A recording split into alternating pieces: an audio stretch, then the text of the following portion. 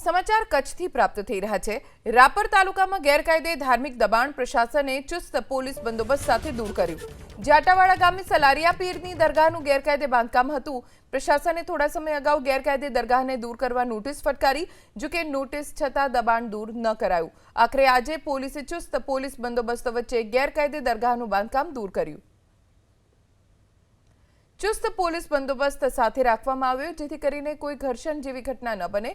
દબાણ દૂર કરવા પહેલા નોટિસ પણ આપવામાં આવી હતી, જો કે સ્વેચ્છાએ દબાણ દૂર ન કર્યું એટલે પ્રશાસને દબાણ દૂર કર્યું। જાટાવાડા ગામે સલારિયા પીરની દરગાહનું ગેરકાયદે બાંધકામ હતું।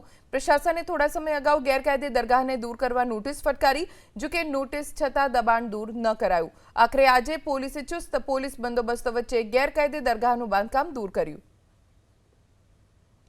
ચુસ્ત પોલીસ બંદોબસ્ત સાથે રાખવામાં આવ્યો, જેથી કરીને કોઈ ઘર્ષણ જેવી ઘટના ન બને।